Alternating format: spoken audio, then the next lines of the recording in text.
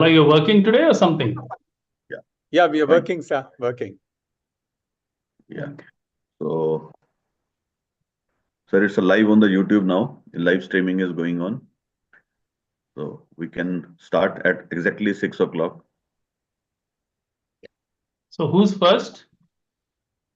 Balaji, I think. Okay. Hi, KP, how are you? I'm good, Sunil.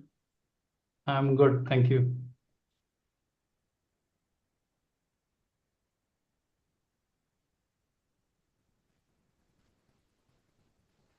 Good evening, Dr. Yugen Bhatt. Good evening, everybody. Nice Good to to see see you all you. behind by a couple of minutes. Yes. Yes, no, sir, as always. Bala sir, shall I start? Yes, please. Yeah. Yeah. So, good evening, everyone, all the seniors and friends. This is our first PPF after the conference, and we already had 5 PPF webinars before the conference, where we covered all the, all the zones where regarding the problems faced by the practicing anesthesiologists in those particular zones. Now, today's webinar is basically on the group practice and the dynamics of all these combinations, permutation, the group practices, and all the problems and challenges associated with this thing, and solutions to the many woes of the practitioners. And the most heartening news was that we had inaugurated the PPF guidelines or come advisories in the national conference. The booklet was distributed to all the people who attended the conference there. It's a very nice booklet. And whatever we decided in the coming months also, just to popularize and heighten it and further refining it from the practitioner's point of view, all the guidelines covered in those books, with the input from everyone, from every esteemed member, we can go further in refining that book. So Dr. Pankaj Gupta has been made the in charge for taking care of that book, and we will be dealing in every webinar regarding the chapters and regarding the content of that book to highlight it, to make it more popular, so that the private practitioner guidelines should disseminate to every member of the country, every member of the nation. It's a very hard work. We'll refine it further in this 1 year. I think by the end of the year, we may come out with another edition of that booklet. So that is the aim. So today we are going to start our first webinar post-conference. So I welcome everyone and I request Dr. Bala Venkat sir to address the audience. Thank you very much, Dr. Bajwa. Good evening to everyone, all the senior members of the profession and dear colleagues. It's a very important webinar because 80% of the surgical work in this country is done by private units, whether it is corporate units or whether it's small individual units, but a lot of work in this country happens in the private sector, and it becomes pertinent and important to share our thoughts. And I thank Dr. Pankaj Gupta for devising this webinar with the theme of Together We Can Achieve More.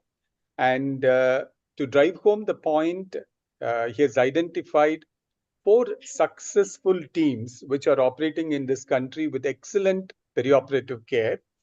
Thanks to the speakers of the day today, the senior anesthesiologist, Dr. Yogan Bhatt from Borivali. Thank you so much, sir, for being a part of this session and sharing your thoughts. And we will learn a lot from you because private work is a huge challenge, especially when you deal with critically ill patients or when one of the juniors finds it tough to do a case and then you are suddenly called. So it produces a lot of challenges in the setup that you work. Thank you for coming forward to sharing your thoughts. Thanks to Dr. Sunil Pandya, one of the pioneers in obstetric anesthesia of India and also one of the few who started the conglomeration of private practitioners, the Prerna group of anesthesiologists. We'll be very happy to know the pearls of wisdom from you. And I'm also very happy that Dr. Krishna Prasad, my senior in PGI Chandigarh, a vibrant anesthesiologist, very active, who's also the part of one of the biggest private groups, the Axon Anesthesia Associates. with over 100 members. I'm not sure it's 200 members now, for doing high-end surgeries with the help of group practice and creating a system in group practice. I'm very happy that he's here to share his thoughts, and very happy to have Dr. Balaji Asingonka. And Dr. Balaji, I'm also extremely delighted and happy that you're here, not only for the Ozone anesthesia group that you run, but also the social service that you extend. And I was so moved to see your excellent work when I visited you last. I'm very pleased that today we have 4 stalwarts to share the thoughts, and all of us work towards preserving life and preventing pain for every surgical patient. And I'm also happy to share that the ISA Governing Council last year decided to bridge the gap that exists in private sector, especially those who work in remote areas, tribal areas, rural areas, and those who wanted to update their skill knowledge with the rapid advancement of the fraternity of anesthesia. So we have identified 20 simulation-based learning centers across the country. And we did the first session during our Anesthesia Week celebrations in October this year in Pune. Thanks to all the simulation heads for accepting to be a part of this learning process. And thanks to Dr. Vaibhavi Upadhyaya for helping us to formulate this. So tomorrow, in fact, we have a meeting with all the simulation heads. And soon our national headquarters will come out with a clear strategy of implementing this form of education. So I bring to you on a personal capacity greetings from Ganga Medical Center and Hospital. Though it's not private practice, we started with 2 anesthesiologists when I joined way back in 1995. And over this 3 decades, we have moved on to 94 anesthesiologists with 38 operating theaters with 150 surgeries per day. So it has kind of given me a clear insight that together we can achieve more. Together we can understand each other's problem, support each other's problem, and give the same continuum of care in the day and in the night.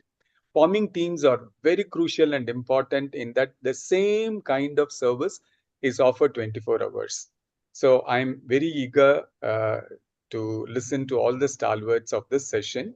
And with this introductory remarks, I also take this opportunity to welcome you all to the ISA Con at Raipur. And the registration is on, and we would like to have each one of you be present in Raipur and enrich the meeting with your presence. With this introductory remarks, I hand over the proceedings back to Dr. Bajwa, and once more thank Dr. Pankaj Gupta, a Governing Council member and my senior in BJ Medical College, Pune, for this initiative. Thank you so much. Thank you, sir. Thank you for such encouraging address to the private practitioners of our country. Now, without wasting time, I request Dr. Pankaj Gupta. Do you have the CVs of everyone, sir? Yeah, no problem. I'll introduce everyone. You can display the CV as turn by turn. Everybody who is a speaker today, they are the co-host now. They can share their screen, and you can proceed from here on, further on, sir. Thank you, Dr. Bala Venkat sir, for such a wonderful talk on private practice, and Dr. Bajwa for always being encouraging for all the activity that we have been doing for the last 2 years. Our booklet really has come out very well, and I've been getting very good feedbacks. And I request anyone from you who requires a copy, a soft copy, it can be sent on your email. We have a soft copy also ready. And very soon it will be uploaded on our website also. As Dr. Bajwa rightly mentioned, we will start having a discussion on each part of the aspect of the guidelines that we have laid down for the private practitioners. Coming to today's theme of discussion. Dr. Pankaj, Dr. Virender is there, another pioneer in this thing. I think at least 1 minute address from him before we start this session. Dr. Virender. Yeah, sure, Dr. Virender. It's a pleasure to have Dr. Virender, the Vice President of Indian Society of Anesthesia, and also a person who has contributed phenomenally to the private practitioners, and also not only their clinical aspect, but also he makes sure that they achieve their financial goals. Thank you so much to Vice President Dr. Virender Sharma, and kindly share your thoughts. Thank you. Thank you, sir. Actually, I was not putting on my video. The moment I put it and recognized, I didn't want to disturb the decorum. But anyway, thank you. And respected President, sir, Honorary Secretary, my colleague, Dr. Pankaj, today's speakers in group practice. Basically, all these webinars are in a series. You all must be seeing that for last 2-3 years, the problems of the practitioners are identified, we all know, but the solutions are limited. And one of the best solution is for your comfort and ease of professional work, you need to join hands.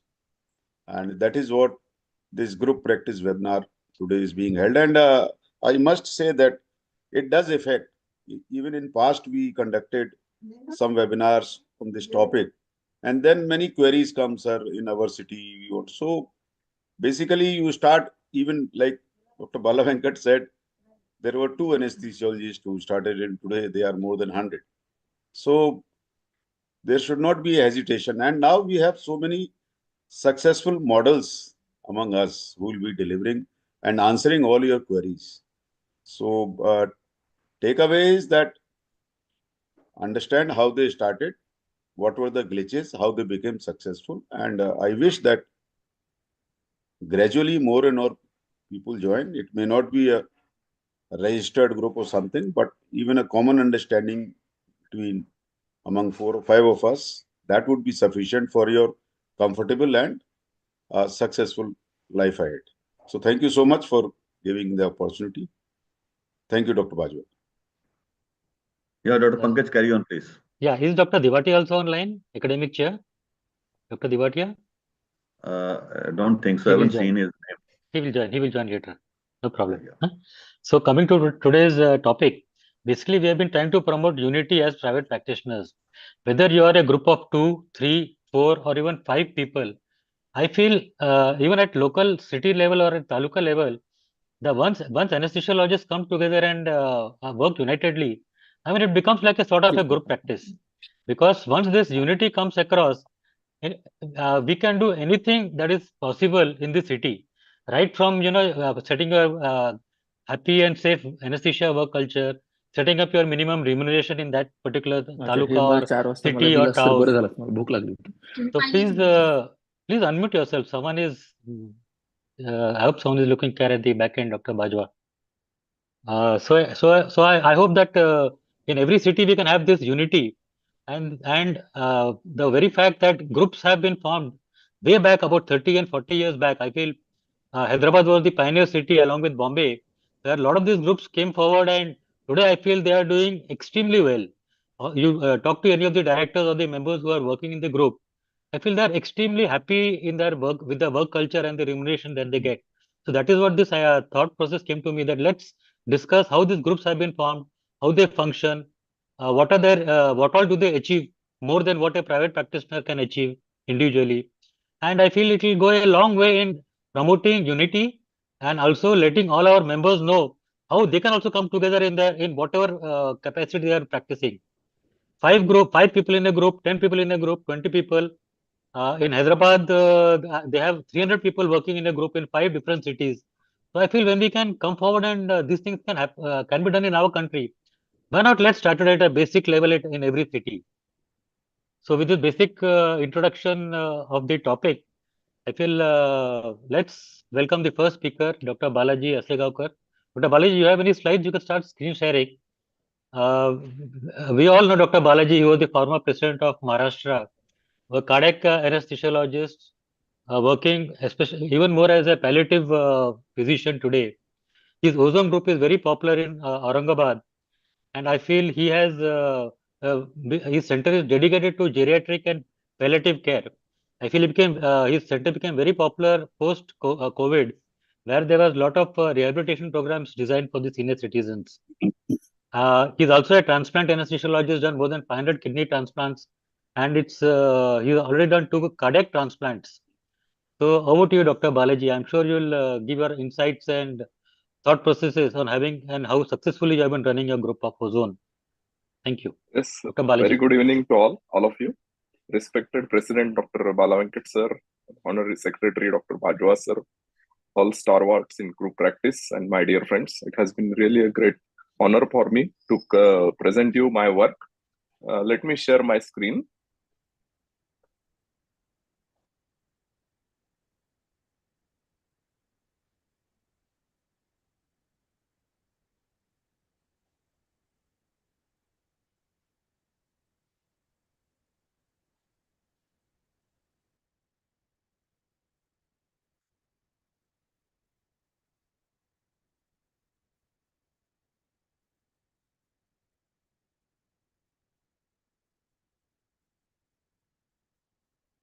Any problem?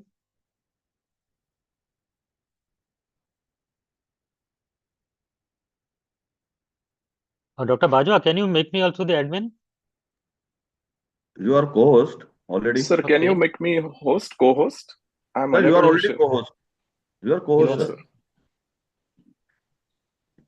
Achha, you are, I think you dislodged on once. No? Only Okay. host. because even No, I'm no, not no. getting, Now, even I'm not getting the list of speakers here. I mean, I can only see 5 people on my screen.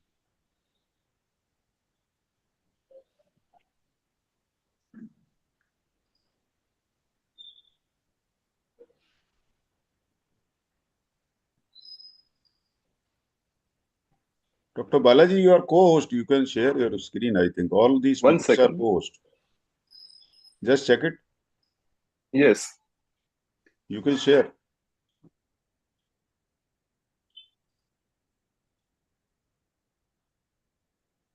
Ah.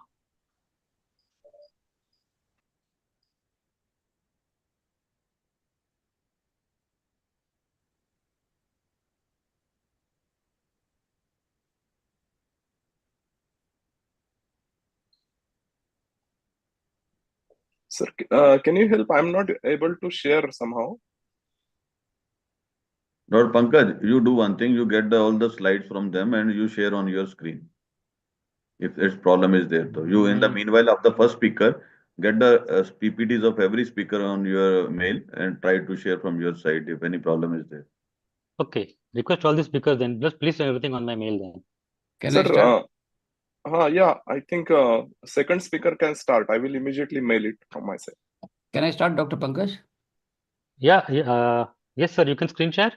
Yeah, let me see.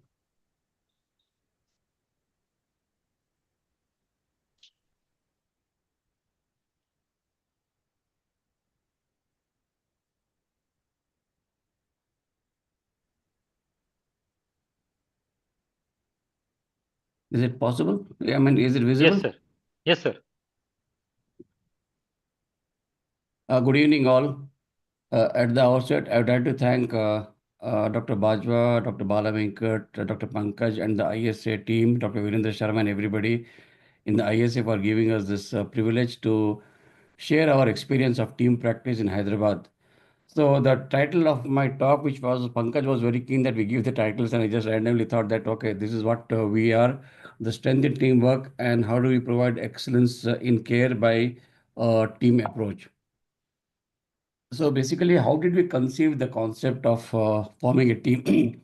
I go back to my post-graduation days when I was in second year postgraduate, and my colleague Ram Baparao, who was exam going third year, even though he was senior to us, but he did he went abroad and he joined MBBS. I mean PG little late, and he was 1 year senior to me. So basically, we unfortunately during our post graduation, we witnessed two riots in Hyderabad, which was very frequently known during the government regime then. And we did a fantastic job during surgery for all the patients who were either stabbed or hit by bullet injuries and other things. But for unfortunately, most of the patients they succumbed in the post-operative period. And we felt very bad because even after preoperative assessment, resuscitation, placing ICDs, and putting draining hemothorax and anesthetizing these patients, and subsequently recovering the patient without much of an issue, and losing the patient post-operatively, we very strongly felt that these patients they need some sort of post-operative care. And the DNB practice of anesthesia that was very common, Dalo, Nikalo, Bhago, intubation, extubation, and run and do other case as a freelance practice is something which we're a little not very comfortable. And I thought we should have some sort of a comprehensive care management. With those thoughts, we passed out our post-graduation and we were in our own world.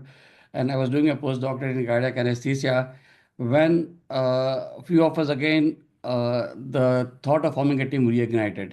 So this is in July 1996 when Dr. Rampapur and myself had a conference call, and then we thought, why don't we form a team? And then that's when we initiated, implemented the team in Jan 1997, and formally, officially, I would say, launched our team with coverage in two hospitals 24/7. One was a oncosurgical hospital. It was a 100-bed surgical oncology hospital where we opened our own 6-bedded surgical ICU. And of course, at Fernandez Hospital, we started a comprehensive on-demand labor and health services and OT and anesthesia services with a high dependency unit. And subsequently, there was no looking back. From 97 to 99, we consolidated the team practice. We developed protocols for labor anesthesia. We developed protocols for a surgical ICU. We established clinical audit right from day one of our practice, which we are very passionate about, each one of us. And subsequently, we started doing audits, the clinical and prospective and retrospective studies. And we also started presenting our data in the cardiac anesthesia meeting, the critical care society meeting, and even ISA meeting. Even though the critical care obstetrics started, we used to take the sick pregnant patient to our surgical unit in Amma Hospital, where we had a 6-bedded surgical ICU. Fernandez Hospital did not have level 3 critical care, but we compelled the organization, the management, and the management yielded to our needs, because when we have the wherewithal, we have the expertise, why don't we have established a critical care unit? And that's when in 1999, officially, you can see Dr. Manimala Rao inaugurating our obstetric intensive care unit, Dr. Rampapar, who was MD, and Dr. Nirmala, she's in UK now. So with few of us coming together as a team of 5, in 1997, we started this obstetric critical care unit, the only of its kind in the country. And soon the numbers of labor analgesia started increasing because we are there 24/7. The acceptance almost went up to 60 to 65%, sometimes going around 70%. And there was a demand from many of our fraternity colleagues that they would like to spend some time with us as an observer. And we had the first observer in 1998 from Vadodara. And this is the chairman of the hospital, Dr. Evita Fernandez, very encouraging for the team practice, because she herself was running a obstetric team. And our colleagues, you can see, and that was me, almost about 30 kilos less 20 years back, 25 years back. The team practice, if you see, we consolidate further, and when we stabilize the team in terms of volume and the protocols, we thought, let us see what is happening in West. And I spent almost about 4 months in different university hospitals in the West, famous hospital, Chelsea, Westminster, Royal Free Hospital, so on and so forth. And I was extremely happy, delighted to note that the protocols that we are following were no different from what they followed. The only thing is the infrastructure and the number of personnel to handle the services were much bigger and larger than what we had. But nevertheless, the outcomes and the patterns of care were as good as we saw in UK. That was very gratifying. And one thing which I noted is this is the ICNAC data when I went in UK in 1999. The concept of obstetric critical care unit that we initiated in India was lacking there. It was most of the pregnant sick patients, they went to general ITU. They didn't have any specific obstetric ICU. And when I discussed about it, deliberated about it, they were not like very keen neither. It was the policy of the OAA. I happened to attend the OAA conference during my visit, the Obstetric Anesthetics Association, and I met several stalwarts there. But again, they were not very keen. And once we came back, we started making serious obstetric ICU protocols, and we enhanced our audit parameters. Just to give an example, we conducted one big study of 5,000 cases of labor epidural analgesia, and we presented this in the FIGO, US in Washington.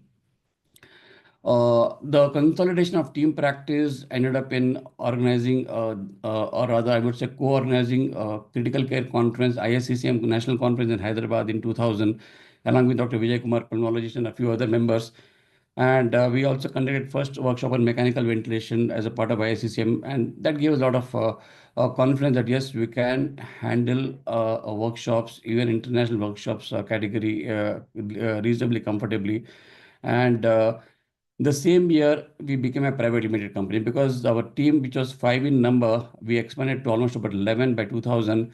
And we thought the firm was having little issues in terms of problems. We thought it, and our chartered accountant suggested, why don't you go as a private limited company? Yes, there are more of company laws and other things, but that will be the better way if you are looking at a long-term goal. And that's when we decided to become a private limited company. And there was no looking back. This was the first workshop on labor analgesia that we conducted in November 2000. You can see Professor Anjan Trika, Dr. Ketan Parikh, and a few others, the leading obstetrician gynecologist from Hyderabad, Dr. Evita herself, and it went on. And once we came as a team, we started doing newer things, the things that were unheard of, at least in India. The concept of walking epidurals without CSC. The concept of walking epidurals in the US was CSC. In India, we initiated why give CSC, why not epidural alone? And we ventured out. Fortunately, from 2000 onwards, the availability of fentanyl was there, and we could go for ultra loaders and loaders mixture, and we could comprehensively start ambulatory services.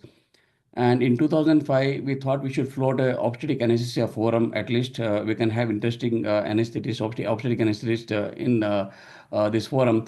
But I heard from Dr. Anjan that society was just formed. The AOA society was just formed, and we started actively participating in AOA. And importantly, we also worked actively in the ISA Hyderabad city branch. In fact, our team members were the leads in 2000, and we conducted several public awareness programs on obstetric anesthesia, safe anesthesia, critical incident anesthesia. And fortunately, the good work that we did in 2007 brought ISA Hyderabad as the best city award from the ISA National. Again, academics was the main thrust as a team. We conducted the first of its kind, the critical incident workshop in anesthetic practice in 2009. And we also floated the city and the state forum of critical incident registry. Unfortunately, it didn't, the participation of the hospitals was not encouraging, but we continued to collect and gather our data. Obstetric intensive care unit was our main focus, and we opened up a dedicated 6-bedded obstetric ICU in the new second unit of Fernandez Hospital that came up, and several innovations happened in the team practice. So one of the biggest advantages we saw as a team was the problem of anesthetizing high-risk patient was very easy because of the extra shoulder support you got from your colleagues. And importantly, the new innovations became the norm in our team. We have had several studies and several publications also in the interim period. And again, this newer things, newer practice, newer studies, we thought we should start something that we have learned why don't we start a fellowship program in obstetric anesthesia? And we thought we should get a recognition from DNB board. And we had Professor Rajshekaran, who was the president of DNB board, then visiting us. And we had a beautiful library also, I would say. And our colleagues who visited our library from PGI, from AIMS, from Vellore, and from down south, they felt that our library, the books, the journals were at par with they had in their institute. And even Professor Rajshekaran said that, yes, you can start a course, we'll support it. But he insisted that the obstetric anesthesia course, fellowship course, should be minimum 2 years because DNB board then was not giving recognition of 1-year course. We were a little skeptical whether 2 years anybody would join obstetric anesthesia, and we continued to. We started 1-year course. We thought, let us see how it takes on, and there was no looking back in this also. So the first time of its kind, the fellowship course started in 2007. And from 2012 onwards, many other teams, Axon also started the course. We also introduced the universal ultrasound way back in 2009. And 2015, we upgraded our obstetric critical care to the level 4 unit, where we initiated ECMOs in sick parturients. Again, we have the largest series of ECMO in pregnancy. The team expansion continued from 2 hospitals, 5 people. We are currently at 14 hospitals, and we are 107 of us currently in our team. With Sometimes we have had problems with colleagues, or sometimes we have had problems with the hospitals. The hospitals that we didn't like, those who didn't match our ethos and philosophy, we left those places. But fortunately, the main hospitals which are there, Fernandez Hospital, AIG, ANU Care, and City Neuro Center, we are there right from the time of inception. So almost close to 28 years, 25 years, 23 years, so on and so forth. The team expansion happened continuous basis. We have had fellowship in regional anesthesia also in the new hospitals. So we have had several teachers, mentors, and examiners in our team for the AOA, ISCCM, as well as EORA. We obtained a wet lab research ethical committee approval of doing research in anesthesia on the porcine animal models, the live porcine animal models. I am told this is the first of its kind that the anesthesia department is doing research in wet lab. We have had two successful research studies done in this wet lab. One of the studies, Dr. Sandeep Divan was associated with our study. And yes, even the core members in our team expanded from 4 core members to 18 core members. And of course, we have a centralized corporate office and library. Uh, One of the very important aspect of team is continuous growth. And when you're growing continuously, when number of people with different mindsets are coming, you need to define your ethos, you need to define your philosophy. And this is what we do. And importantly, maximizing safety without compromising patient satisfaction. So how did we achieve this? First and foremost is professional indemnity insurance was mandatory. Anybody who joins our team obtains a indemnity insurance. It's mandatory, minimum of 50 lakhs. And because as a team, the group, unfortunately, in India, we could not obtain a group insurance for the team. They are able to give insurance to group only in one hospital, not in different hospitals. So we are encouraging individual indemnity insurance for everybody in the team. We also have a retainer basis advocate in our team, a senior advocate who is well versed with hospital related issues. And every member who joins our team, they register with the local Telangana State Medical Council because that is mandatory. And God's grace, so far, nil litigations. We almost on an average anesthetize close to 2,000 cases every month and almost manage about 120 bed surgical ICUs in different hospitals. We consolidated the numbers, but fortunately, we have been very, very lucky, and we have the blessing of Lord. No litigations. Other thing that we do to impart safety of team practice is ACLS provider course is mandatory. We also encourage our colleagues to go for instructor course and ATLS and other courses which are very important. The new entrants are never left alone. They are always shadowed, and independent duties are given only when we feel comfortable. They are familiar with the setup and the setup is familiar with them. So till then, they always do shadow duties. We have an in-house curriculum to upgrade the skills of new entrants in FOB, VLS, glass spine models, or even if you want to connect the patient to a high-end monitor like AV1000 or transesophageal focus, basic focus. So these are the things that are ingrained in the career people who join newly. So within 6 to 8 months, they are comfortable in handling most of the equipment that is mandated in most of the hospitals. And importantly, we have regular team meetings. Any mobility or serious mobility or mortality is discussed at a team level. And we have a dynamic collection of clinical data from all the hospitals on a monthly basis and review the data from all the hospitals and see that they are reported, especially any adverse events or any morbidity before the hospital chairman or the director calls us. We get the information from our colleagues. The work ethics are very important. So it is very important. We have defined the work ethics within the team, and the hospitals also have their own work ethics. So we ensure that the colleagues who are there in the hospital, they follow the ethics of the team as well as of the hospital. We always work as the integrated department of the hospital. We don't promote our team in the hospital. Because some of the hospitals, we feel that the word outsource, they are not comfortable. So we we give them the comfort that yes, we are the integrated department of the hospital. It's not that Prerna is covering your place. So that gives some sort of a comfort to them, and we work also as the integrated department of the hospital. We have fixed personnel for every hospital. We don't rotate them.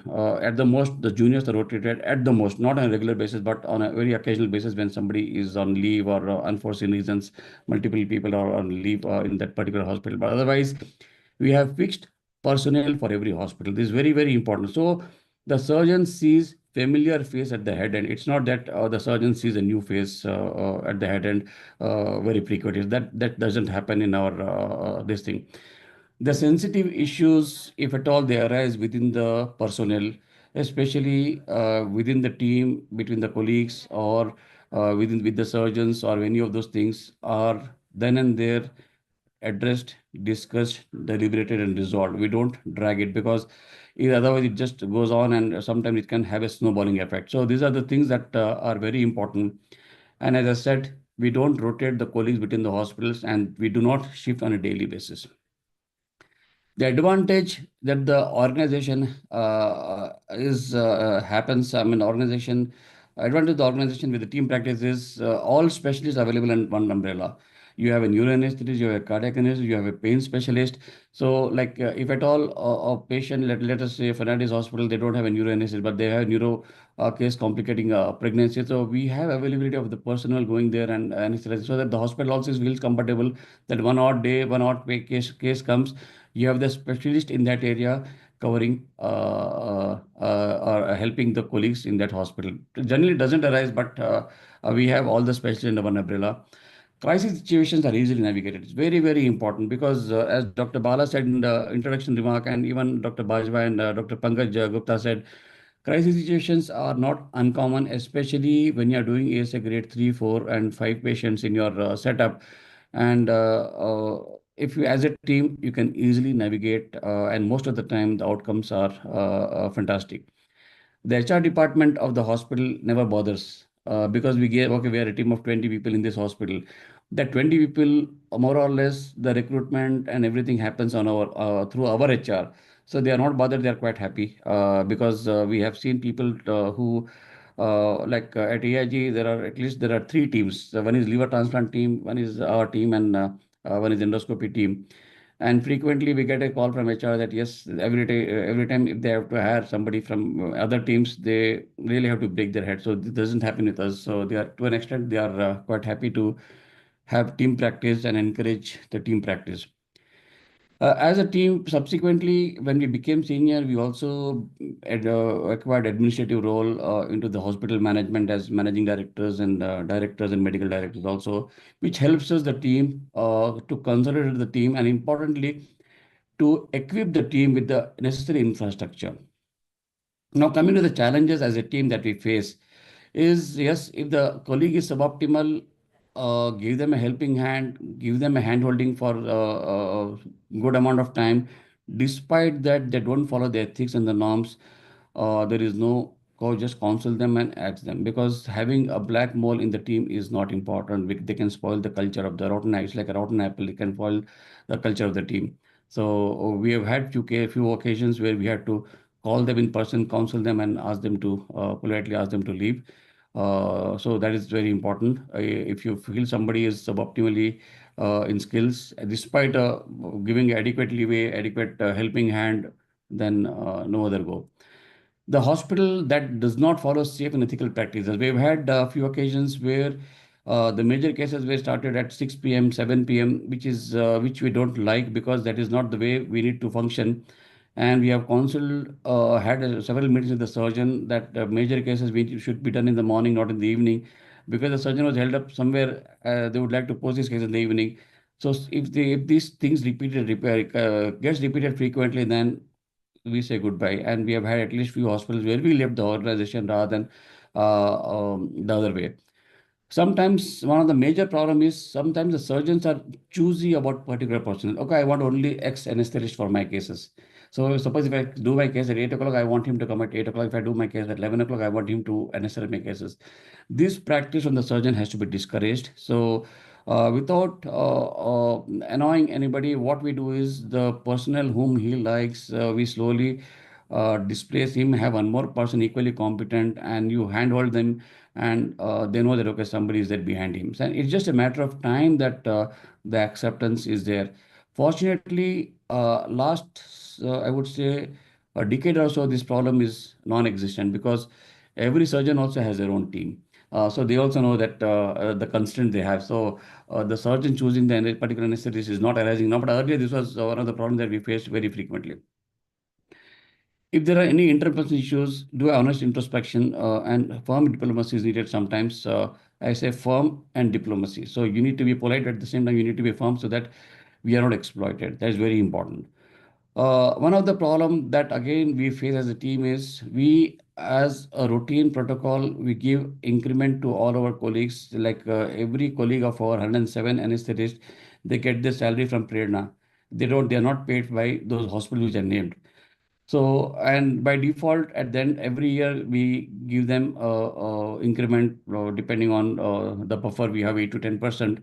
But sometimes we don't get the equal response from the hospital, and that becomes a challenge.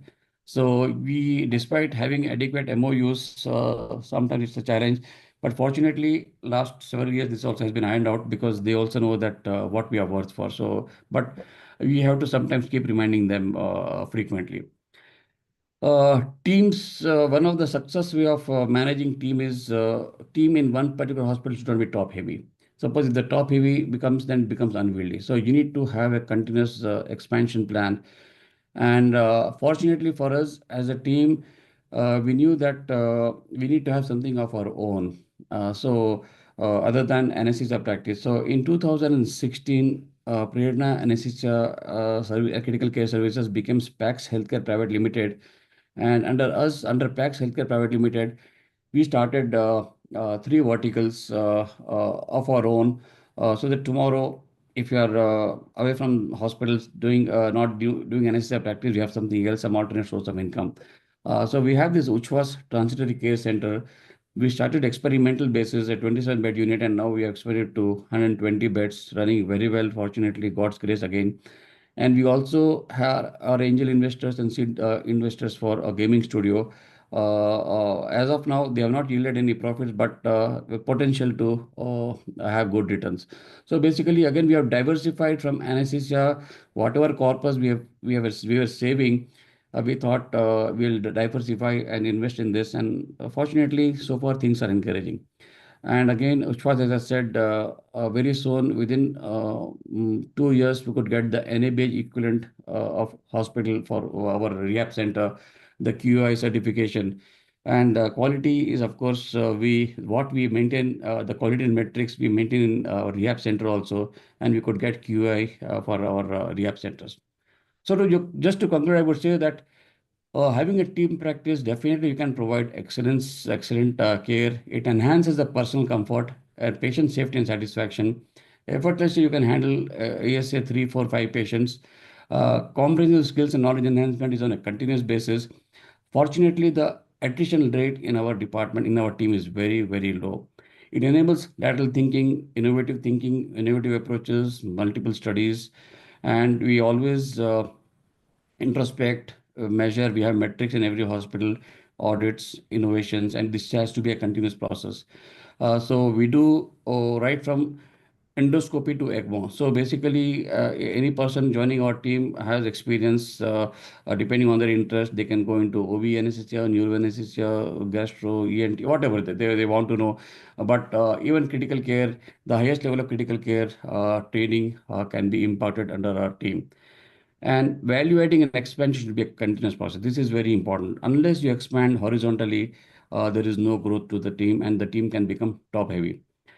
Well, as a team, we have completed 28 years, and the journey continues. So with this, I conclude my talk. Thank you very much for the opportunity, and I give my screen back to Dr. Pankaj. Thank you so much. Thank you, sir. There are fantastic take-home messages in every slide of yours. Every line was very, very important. I'll request you to, sir, if possible, share the PPT also. I'll Because share I'm the- sure anyone who wants to start a group practice, I feel there are various fantastic messages that you gave, sir, including alternate source of income. We private practitioners as individuals, we keep talking about alternate source of income. But I was happy to know that even as a group, you think of an alternate source of income, which I really thought was not really required, sir. But then I realized that yes, maybe it definitely helps a lot. Thank you, sir. Thanks a lot. We'll Thank have you. some question answers at the end of the session. I'm sure Sure. people will ask you about remuneration, how you share it at the Sure. end of the session, sir. Thank you, sir. Thank you, sir. If you can, Dr. Balaji, now can you please screen share? Yes, sharing, sir.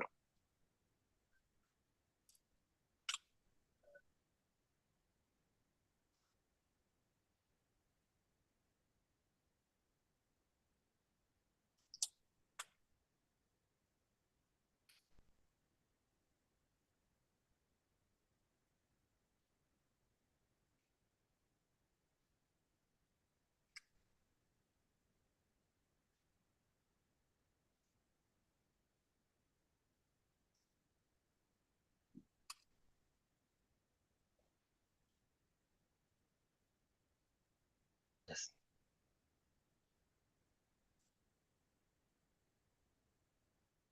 नहीं तो extrapolating knowledge of cardiac anesthesia. I feel No, you're sorry, wrong. sir. Sorry, sir. Please share from your side. I think I'm unable to share. Can you share from your side? Okay. Can you just stop sharing? Yes, stop.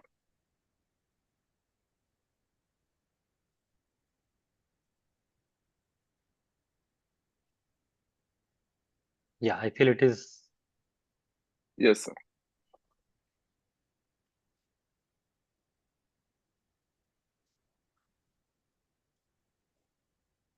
Please start, sir. First slide. Yeah. Is it seen? Can you? Yes. Can you make it slide show? Yes, perfect. Yes, sir. Yeah. Please click. Yeah. Very Teams good evening build to all, dreams. and I'm extremely sorry for the technical delay. Next, please click. I'm from Ozone group of anesthesia. We are practicing at Aurangabad. And next slide. Basically, what is the dream anesthesia practice? Actually, as an anesthesiologist, I want previous slide, sir, please. We want a flexible work schedule. We want sufficient time for work-life balance. We want good conditions to acquire new skills, develop ourselves, groom ourselves with a good salary and work. And we want minimum job insecurity in dream anesthesia practice. Now, next slide. How to achieve this dream anesthesia practice as an individual, and can we achieve this dream anesthesia practice? And my answer is very positive, and it can be achieved through the group practice. Next slide. We have formed Ozone Anesthesia Group almost 22 years back. Next slide, please. And we three came together and decided to start a group practice. And very slowly we developed this for our last 22 years into a 32 consultant anesthesiologist working under the umbrella of Ozone Anesthesiology. We have 5 physicians and 10 anesthesia technicians who are looking after the OT as well as intensive care unit. We are doing almost 1,000 cases per month, and out of which 150 to 200 cardiac cases. And team has done 2 independent heart transplants. And we have a number of publications, 20 international publications. We involve ourselves into 3 trials and more than 400 conference talks. We conducted more than 50 workshops and conferences. Next slide, please. Next slide, please. We have our own Ozone office and pain clinic, was inaugurated by Diwatiya sir last year. And we have our own spacious conference hall of 60 people. We regularly held online academic activities every Wednesday, and I'm very happy to share with you that from last more than 120 weeks without even a single gap, we conducted these all activities. And not only we conducted the activities, we upload it on YouTube channel, Ozone Learning Academy, and anybody can access this channel. We, as a group, we started one of the palliative care unit and it is for the service of society. We don't take anything from this palliative care unit as a Sneha Sauli Care Center. And right now we have 55 people in that Sneha Sauli Care Center, which are dependent for nursing. We are providing nursing care or services for the activities of daily living to all them. Next slide, please. What we observe is that the disadvantages of solo anesthesia practice are, one is the insecurity. When you are working in alone, and suppose you went for maybe a vacation for 8-10 days, you left that surgeon and some junior comes there, you get insecure, or surgeon may not call you after when you come back from the holidays.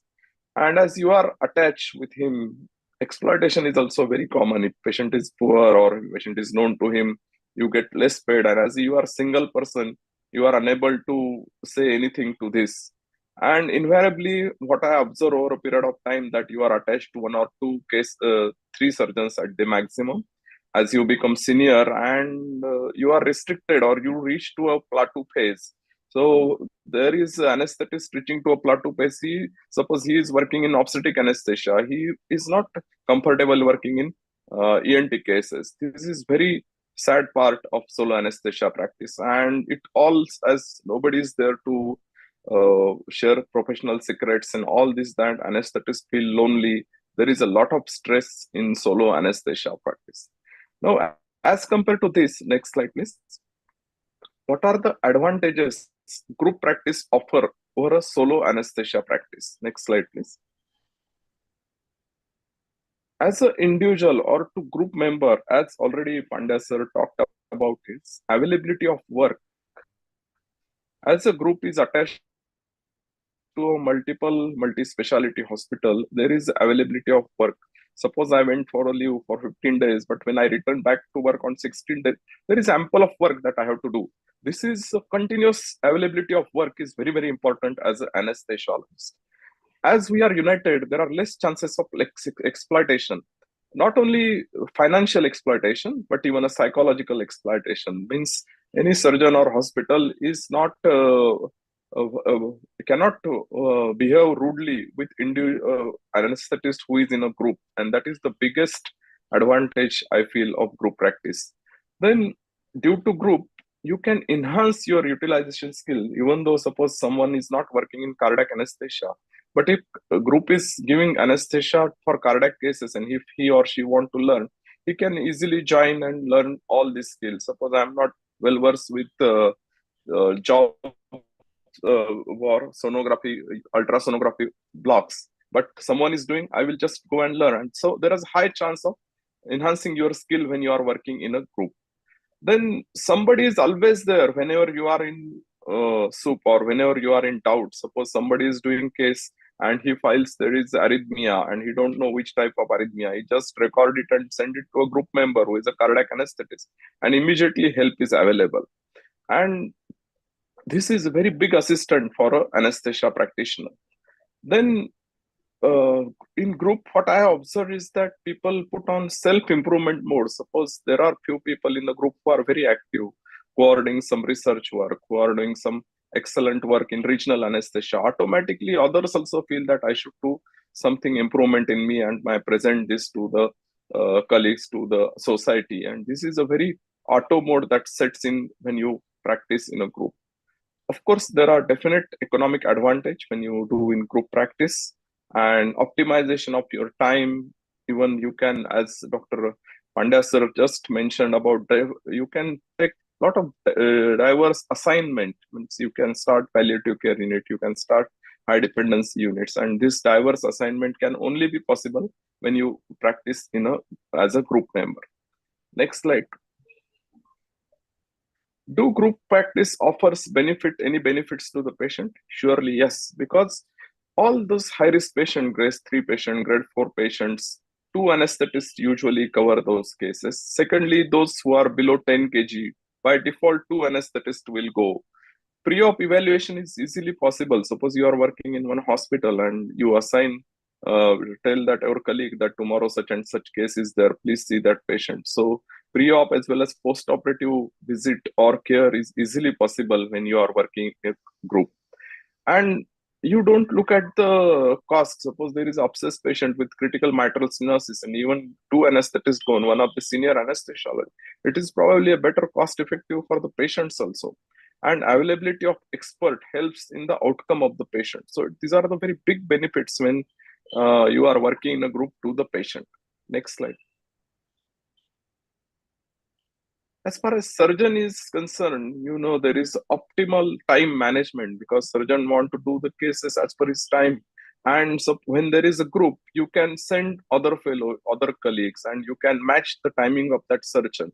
And you can provide a superior quality services to those surgeons. So surgeon won't object with the group rather than when you are working in individual as compared to group. Surgeon finds it's very easy or it's an advantage when you are working with a group.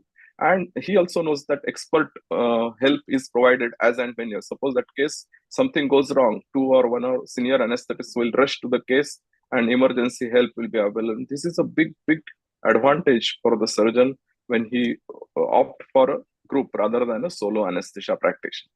Next slide.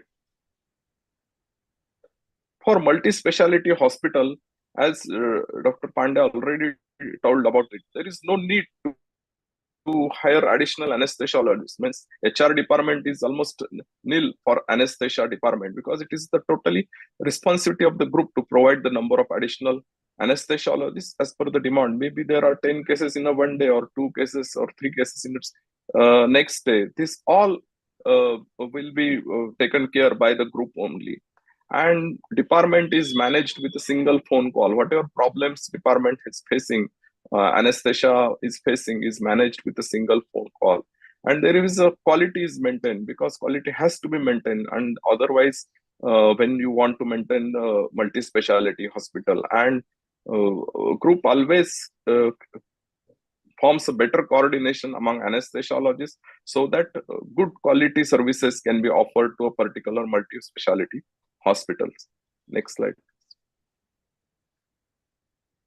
Other benefits as at individual level, you have got a stipulated holiday, maybe 25 days or maybe 30 days off, and you don't have a monetary loss. This is a very big advantage as a human being when you want to work-life balance. This is the biggest advantage as an anesthesiologist when you work in group. You can create a group corpus, and that corpus can be helpful as far as the other investment is concerned. Or in the crisis of COVID, I remember when there was almost OT was on standstill, but still we could manage to give some amount to all our group members, and this is due to the possibility of group corpus.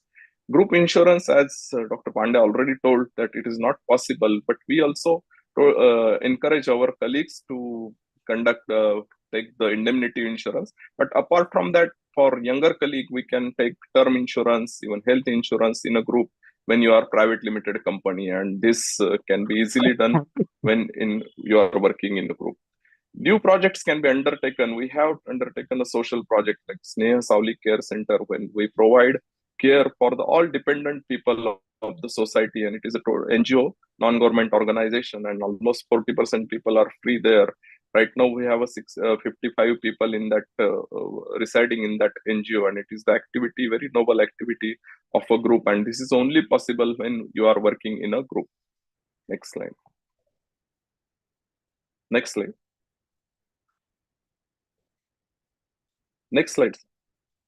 So as already we are discussing, the aim of this, our anesthesia group practice, is together everyone achieves more. Next slide. And teamwork is the secret that makes common people to achieve uncommon goal. That we just heard of the beautiful presentation of Dr. Pandya sir, or even as far as Ozone is concerned, we have really proven that teamwork is the secret that makes common people to achieve some really uncommon goal. Next slide. That's the Next last slide. slide. Yes. I feel it's the last. It's the last slide. Okay. So there was one more slide, but okay. But whatever I have told you, the last 22 years, we are very happy with working in group. And as a anesthesia fraternity, if you work in a group, we can circumvent the many problems of solo anesthesia practice. and it is the way forward for all of us to grow ourselves. Thank you very much. Thank you, Dr. Balaji. Very crisp and very nice take-home messages again, which are different from what Dr. Pandya mentioned. So I feel at the end of this session, most of the private practitioners will have an idea how to go about and have a proper group practice. Questions I will take at the end. Thank you, Yes, thank you, sir. sir. Thank you, Dr. Balaji. Our next speaker is Dr. Yogen Bhatt. I'll first stop sharing. Yes, you have Dr. to Bhatt. stop from your side. Yeah, exactly. Stop sharing. Yeah, I've stopped screen sharing. So Dr. Yogen Bhatt, sir, you can start screen sharing. And Dr. Yogen Bhatt, I feel requires no introduction to the anesthesiologists in the country. For over 30 years, he's been managing his group. And I feel when he gave his title, How to Have a Sunday on a Sunday, I feel it really, you know how deep he has gone into this and how he has always been in a win-win situation right from day one of his practice as a practitioner. And I feel he has laid down various protocols in his personal. Sir, please unmute yourself, sir. I can see you are muted. But, sir, please, you are muted, sir. Okay, can you hear me? Yeah, yes, sir. Yes, sir. Yes, sir. Sorry, Now, my now I can hear you. laptop went off the air, so I was little off missing. But Okay, yeah, as I said, the mantra was how to have a Sunday on a bloody Sunday. I was working with cosmetic surgeons who said, Doctor, but hum to nahi hai. I cannot keep closed on Sunday. So I was working even on Mondays. In the process, working every day, 365 days a year, 24/7. That is 3.6 times a full timers. But are we earning the equivalent to 3.6 times a full timer? I wonder if it is possible. Yet you have to be available around the clock, everywhere, every time. And no is never taken as an answer to your availability. So far as the freelance private practitioner, or for that matter, any professional, your services are sellable if you are available. Now, how to do that? I am not making any slides. I have no intention of making slides. I just speak out of my experience. My practice is nowhere near what Dr. Balaji and Dr. Pandya, Pandya, of course, they're at a very much higher level. Mine is a group practice of convenience. People join me only for their convenience. I have not gone looking for them. They just joined me for their convenience because of family aspects or whatever it might be. They could not work full time, or they did not wish to work at night and all those things. So that is how it came as a practice of convenience. It started almost 24, 25 years back, when I used to carry 3 tiffins in the morning, and all 3 used to go back without finishing those tiffins because there was no time to eat, there was no place to eat. And then somebody was recommended to join. And I don't know why you are coming to work with me, but she joined. And then onwards, members kept on joining me as per their convenience. And now, over those years, I have a team of 8, 10 of my own people. Then a team that works along with Dr. Pankaj's team and Dr. Ozone team. And as team, we manage bigger hospitals and even outsourced departments in BMC hospitals.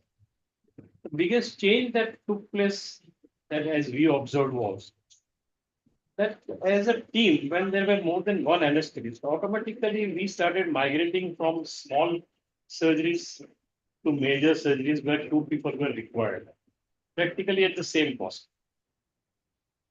But then the safety margin was rising to great level. So in the process, we migrated from routine. I don't even know when was the last hernia hydrocele I had done. We migrated to bariatric surgeries, cosmetic surgeries, where they want the same team every day for practically every case. IVFs and all those things, and lab work and all. So that is how we migrated from routine work to something different only. And then now we go to those hospitals where they call us only. They don't even think of calling anybody else. We as our team, plus we have 3-4 technicians, and as a team, the purchase capacity is different. In my car, probably there will be half a dozen different kind of video laryngoscopes and 2-3 types of bronchoscopes and all kind of LMAs and every possible thing that you can imagine starting from this monitor, everything is there for use of the members.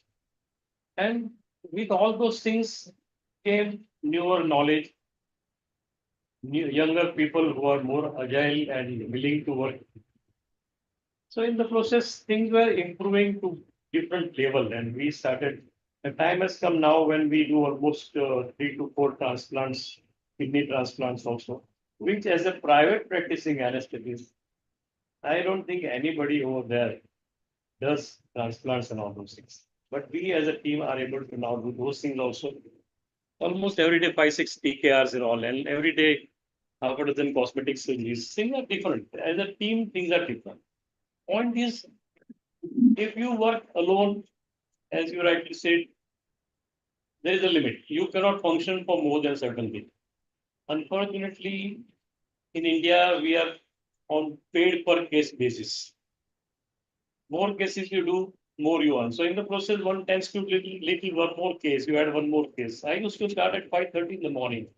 And then somebody would call me, sir, uske pehle 4:30 ko cesarean karenge kya karenge? And that is how it used to be as a solo person. But when we teamed up, now my list starts easily at 8:30 only. And practically everybody closes at 4:30 or 5:30. And night work is almost gone now. There's practically not much night work. So in the process, the remunerations, the working conditions, everything has altered. I get my vacations and team also gets their vacations. We have a system by which everyone gets paid vacation. So we are allowed to club. We get something like 2 leave a month, which they are allowed to club to certain level. So they can even if they so it is counted as a paid vacation. That has a different feel altogether. When as a solo, if you go out somewhere for 5 days, when you come back for next 5 days, as Dr. Balaji just now mentioned, there is no more work for you. It takes almost a dozen more days to pick up and come back to normal levels. So though you feel that you are keeping everything that you are working, you are earning alone, it doesn't work out that way because you are not able to work almost 60% because overlapping cases at 9 o'clock. You're not around, you're not able to do family functions, these, that. You have to drop a lot of things in the process. Though you feel that you're keeping everything that you are earning, it is not in reality so. Best is to team up, work together. I had tried my own friends to join me. It did not work out. I had approached many senior members also that let's work together, but it did not work out. Eventually, people started joining me that we would like to work with you. And that is how I have now a team of about 8-10 people. And the other other members who are working in our ICCU, plus the Shatabdi Hospital where I do services. So we are now in all total of almost 45-50. But as I said, it's a team of convenience and not really a business model as my two friends just now discussed. So it is just working out. Unfortunately, in Bombay, there are so many tiny hospitals that it is not under one roof. Under one roof, 2 people or 3 anesthesiologists. But when you are going to work around in many places, it is not easy. I had gone to learn from Dr. Sunil Pandya way back when I started all these things. And he had told me that, Dr. Yogin, but in Bombay, with so many scattered hospitals, you have to work out a different kind of equation in your own place. And that we did work out. And remunerations, as most people will be wondering, it will be changed. Members get as per their qualification, as per their working hours, as per their adjustable hours. If 2 a.m. in the morning, if I receive a call for laparotomy and one of the member immediately says, sir, you don't come, I'll go. That person definitely has a better leverage than if I only have to do those night cases. So those are advantages. There are some disadvantages also. Like today only I started at 6 in the morning and I just finished just a couple of minutes before I joined this meet. And that is because team has gone on Christmas vacation, which they also deserve a question about it. In short, it is a win-win situation. I will not say that it is reducing my income. At the same time, sufficient money is there, sufficient time is there. And at the age of 71, I have already started handing over all my projects to the younger members of the team. You only manage, you only lead the team. So I can just take a back seat and enjoy the fruits that you saw over this. I think I'll stop here. Thank you very much. To start with, again, I did not thank Dr. Bajwa and Dr. Balavenkar because my phone had gone away and I could join back a little. And best wishes to all of you. Thank you very much. Thank you, Dr. Bhatt, sir. As always, to the point. And basically, one very important thing that you brought out is that every OT is different, every city is different, and every state is different. The practice patterns in every operation theater is very, very different, and that's where I feel, every anesthesiologist has to be very, very up to date with whatever he is doing, and be very careful in the setups that he is working with. Thank you, sir. We'll have questions, answers after the next talk, sir. Please stand by. One Thank you, funda sir. is that all that is required is near. Yes, I am willing to work. That is the only thing that is required. Knowledge, yes, everybody will have as per how they are trained in their institutions. But commitment, they all will have to learn in different way. And ultimately, in professional services, it is the commitment that matters. Exactly, sir. Right. Thank you. Thank you, sir. Thank you. Thanks a lot, sir. Our next speaker is Dr. Krishna Prasad, a postgraduate from PGI Chandigarh, and who also, as Dr. Bala Venkat mentioned, was his senior in PGI. I feel the Axon group, which was started by a group of 4 friends, Dr. TVS Gopal, Dr. Subramaniam, Dr. Gopal, and Dr. Krishna Prasad, I feel is the biggest group that I know. Even if you Google it or even if you look at the social media, there are more than 300 anesthesiologists working in almost 5 or 6 different cities of the country. So I feel I'm sure Dr. Krishna Prasad will throw more light on how are they functioning and how do they do their work so efficiently, because it's not easy to manage 300 anesthesiologists. Till now we have heard of 50 and 60 and 28, I feel. But 300 anesthesiologists is quite something, sir. Dr. Krishna Prasad, sir. Over to you, sir. I'm sure we'll have a real enlightening talk by you on how you are managing your show. Over to you, sir.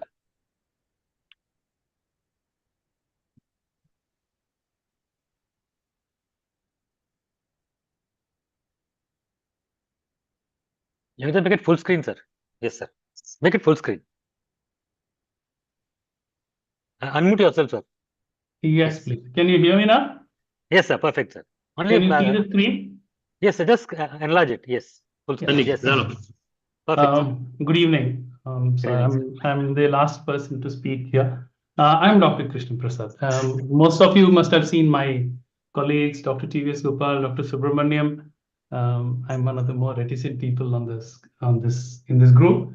However, our journey as Axon Anesthesia Associates started during the time when we were classmates in PGI Chandigarh. We did our MD together. Subramaniam, Dr. TVS, and me are batchmates. Dr. PVN Gopal, who's the 4th wheel in our system, he was a senior. But at that time, we used to talk that we should all join together and work. So we all went in different directions. And so the journey started when we were postgraduates. Can you see my screen? Yes, sir. Thank you. So the journey started this way from PGI. 3 of us went off to UK. I worked for some time as the consultant, as an permanent assistant professor in PGI. However, I would say I got bored. So along with 3 of us, we moved to UK. Subramaniam later on worked as a consultant in United States. And all 4 of us, Dr. TVS had already started working in Hyderabad. So all 4 of us joined together in Hyderabad again, and we formed Axon Anesthesia Associates Private Limited. Now, this journey was, we wanted to do private practice differently, as I would come to you. But we were essentially like-minded people, good friends, absolutely trusted each other, and it consolidated that when we came back, we had all lucrative jobs in the US and the UK. I worked as a consultant in St. George's in the University of London. I was a fully trained heart and lung transplantionist in Papworth, Cambridge. And we decided we should all come home, and each of us had different plans altogether. Dr. P.V.N. Gopal was nearly a consultant in King's in London for doing liver transplantation there. But however, home called, and we all had filial responsibilities, so we decided to come back. And the only way we could come and have a clean landing ground was doing a group practice. We established this group, and all of us joined in sequence as the work increased. It started as a partnership firm in 2001, and the company was incorporated as Axon Anesthesia Associates in 2002. The aim was to work together, share expertise, and share revenues. And the aim was to provide the entire spectrum of anesthesia. Name it, we would do it. And we wanted to standardize anesthesia throughout the group so that everybody does literally the same thing, the same way of doing it. So when you step into a hospital, it will look exactly the same, and you would just do the same way of working. And we wanted to provide end-to-end services in anesthesia and intensive care. And most important of all, we wanted to decant our skills and talent. Each of us was skilled in a different area, and we all agreed that we should decant and pour the talent from each other to each other. This was the aim with which we started. So we did some few firsts in our lives. We did the first few liver transplants, and they were major pioneering success. We virtually implemented the Transplantation of Human Organs Act, and we actually had to go around teaching physicians how to declare brain death, because the Organ Transplantation Act was new. People were still not aware how to declare brain death. So the first liver, Dr. Subramaniam got from Chennai, and it was transplanted into a gynecologist from, I think, Nagpur or Nasik, and he did very well actually. Then we did the first double organ transplant, heart and kidneys. Then we did the earliest pulmonary thrombectomies. I was fully trained in pulmonary thrombectomies in Papworth, one of the world's largest centers, and we started doing a very successful pulmonary thrombectomies. Then we way back in 2003 or so, we started doing robotic surgical and cardiac surgeries. We anesthetized for that, and we actually there was the whole system literacy. Much of literature didn't exist, and we actually had to modify a lot to suit the Indian conditions. Then, along with our friend, PGI friend, Dr. P.C. Gupta, we established a major aortic reconstruction surgery, doing successful programs for aortic reconstruction, thoracoabdominal aneurysm repairs. Then later on, we also did the first in utero valve dilatation successfully. And then Dr. TVS became pioneers in ultrasound guided regional blocks.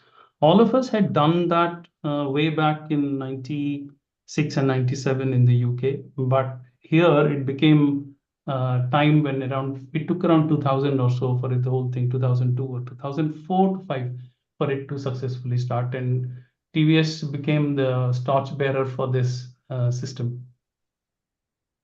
Then Dr. P.V.N. Gopal, talking about decanting skills, Dr. P.V.N. Gopal brought the liver transplant anesthesia skills to us. We all learned from him. We learned acute liver intensive care from him, highly specialized niche intensive care. And in that process, Global Hospital emerged as a pioneer in liver transplantation in India. Our group has anesthetized nearly about 1,500 liver transplants till now. The interesting thing is the seniors who used to do liver transplants don't do it anymore. The juniors have done it, and they're doing it excellently well.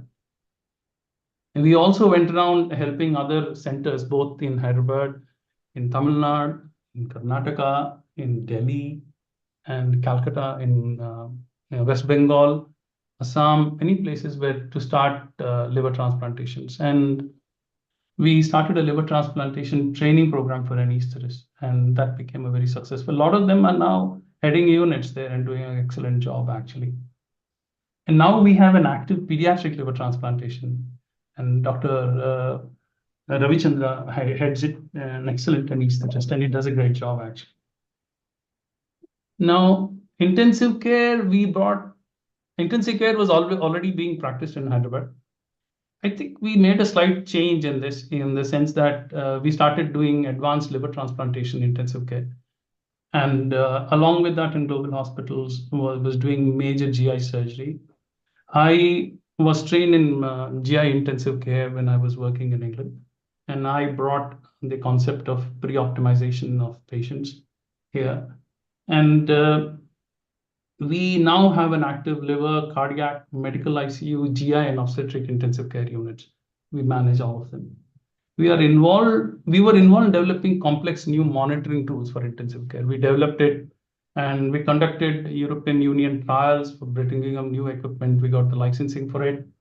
And I personally was involved in the national program for developing ventilators along with the Indian Institute of Science. The Prerna ventilator will be slowly coming into the market. I was part of the team when we developed it. This was done during the COVID time, perfectly new, when no equipment was available. We actually had to get pressure sensors from Maruti, from the cars, and had to develop it. And it's an excellent piece of ventilator. It will rival any ventilator available in the West. It was developed by space scientists, and they knew how to blend gases and understand turbines. So it's something to look forward to. We were pioneers in the ultrasound guided regional blocks. We did a great job. There were regular series of workshops introducing people to this. Many of us were founding members of the AORA, Association of Renal Anesthesia. We have both training programs in both the AORA Society as well as university, the local Telangana Health Universities recognize courses. And as I said, Dr. TVS Gopal has been a torchbearer of regional anesthesia. All of us, you have to be familiar about him. Now, what was the passion that brought us together? The passion was all of us wanted to do private practice differently. We knew that there are a lot of pitfalls in our private practice, but for example, I had never worked in a private practice setup before. Hyderabad was entirely new. I was completely worked in the institution, then went off to UK. I studied in Orissa, and Hyderabad was a new place to me. So when I joined the group later on, I was the last amongst the 4 to come back. The group actually held my hand and put me through the entire system of how private practice works. And I'm always very grateful for that. Otherwise, I maybe wouldn't have understood the nuances of this. So we now have a strong focus on academics. Academics is very important to us. So thanks to Subramaniam, we regularly have Saturday morning classes, which are online and mandatory as per a service requirement of anybody who joins the group. It has been going on without fail from the day the group has been initiated. And the entire programs are now available on memory, and we can always invoke them. We have joined professional societies in ISCCM, the AORA, Indian Association of Pediatric Anesthetists. Dr. Subramaniam as the president-elect of the IAPA. We are also members of the Association of Obstetric Anesthetists. We strongly believed in skill development of juniors. They are handheld and if necessary rotated through for example, there are people who have not done enough central lines. We sort of depute them to a cardiac center where we do cardiac anesthesia so that they get to learn the proper way to do central lines. And we always insisted on strict protocol-based services. So to bring about an equitable change in the way things work. And we always believed in the audit of services. As the Prerna group has done, we also have a strong system whereby any problem that occurs, it is thrashed out threadbare amongst us, and so that we can decide what is wrong and what can be managed. Continuing with academics, we publish articles, we have chapters. For example, I have around 3 to 4 chapters in international textbooks, and we have participated in consensus statements for various societies. Obviously, we participated in conduct conferences, and we successfully conducted clinical trials, including ZU trials. I part of the development teams for complex ICU equipment. For example, I was the chief international development researcher for developing a continuous blood glucose system. And that I conducted the first human trial, and we got into a EU certification, which is now available in the European Union. And I was part for developing the bed weighing system of a patient in a bed in an intensive care unit. We developed that unit and it's available. So we've had time, because if it's a group practice, we've had time to participate and utilize our individual passions. Mine was doing technology research, and that's what has happened. And we have DNB and FNB programs continuously, and the university recognized programs in regional cardiac, pediatric, and obstetric anesthesia as well. What is the present status? We cover 30 hospitals across Hyderabad, Bangalore, Chennai, and Visakhapatnam. We have a total of 230 anesthetists, and most probably, as I speak, 4 more are going to join in the next week. We anesthetize around 500,000 cases annually amongst us. We started with 4 partners, and now we have increased it to 10. And we have a formal administrative team, is headed by a qualified CEO. And Dr. Murthy is a very established cardiac anesthetist who decided to quit anesthesia and do full-time administration. He's an MBA, and he's also a partner of the group. He does an admirable job. What happens to the associates? We have actually managed to convince insurance companies to give a comprehensive cover to the group. So we have a malpractice insurance up to 2 crores for the group to cover, and the associates have free access to it. However, this is subject to that they work in the protocols that have been established by us, and anything else they have to fend for themselves. We also encourage individuals to take their own malpractice cover as well. There's a Mediclaim cover for the associates and their dependents, and that is upgraded every year. They get conference compensation. For example, they want to go for a conference. There's a fixed amount. As soon as the person joins, a fixed amount is allotted to him or her so that they can utilize it for the next year to go for a conference. Juniors do get interest-free loans. Somebody wants to buy a new bike or a car, and we can give them interest-free loans. We do have annual get-together with the families, including the past associates are also invited. We give leave is on the asking. Most of the time it's reasonable, and because most of the people who join us are mature people who like to see that adequate working people are available so that they can take leave. And the most important thing is that we have a clear path for an associate to rise within the system and become a partner. That is how people have become partners. What else do we do? We actually became an anchor investor in a startup called eAccess Telematics last 4 years. So eAccess establishes intensive care units in B-level cities and smaller units, and it provides tele-intensive care services. We have a command center in Hyderabad where we link up various monitors and devices to a command center. And eAccess also provides medical cloud and health cloud facilities to hospitals that cannot afford to have servers on their own. With the PMJ, Prime Minister's health thing coming in, most of the payments will come only if the hospitals are online, and they have to maintain services on cloud or in their service. Now, maintaining a server is expensive. It needs expertise.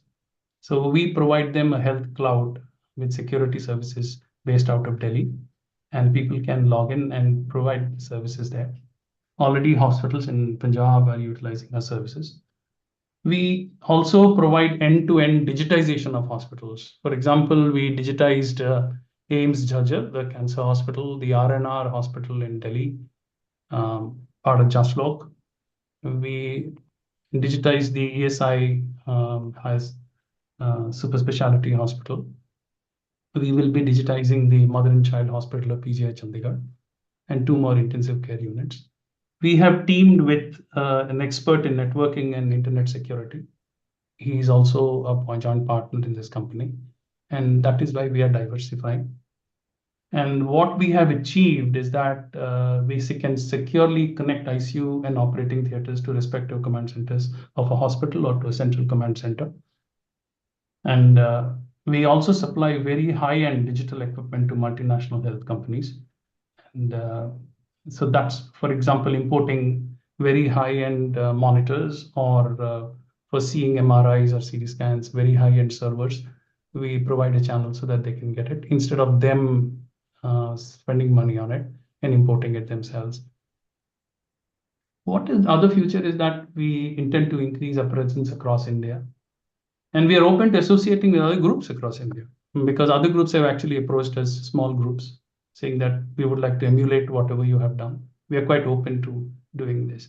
Now, with the end of it, this is what we are, but what is the do's and don'ts that we have learned? And I have actually put the do's in that.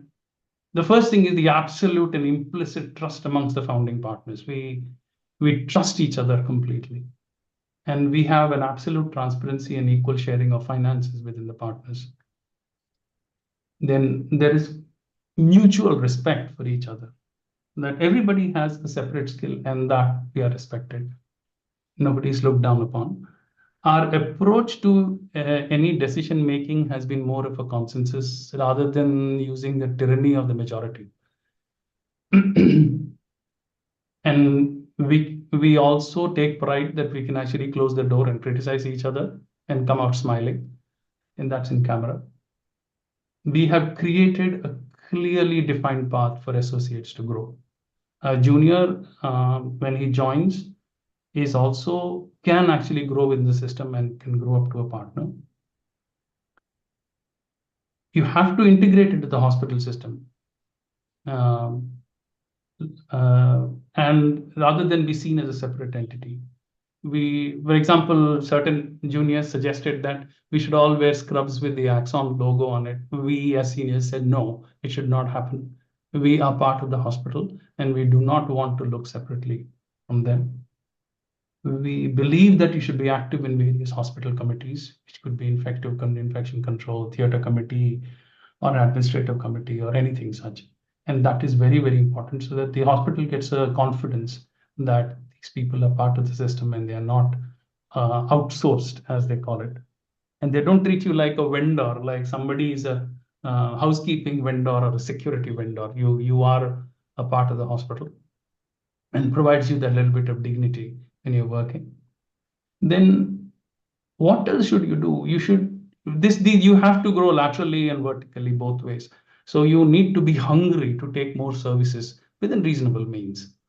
And you should be able to stand up and say no in the presence of unethical work. We have said that and we have walked up.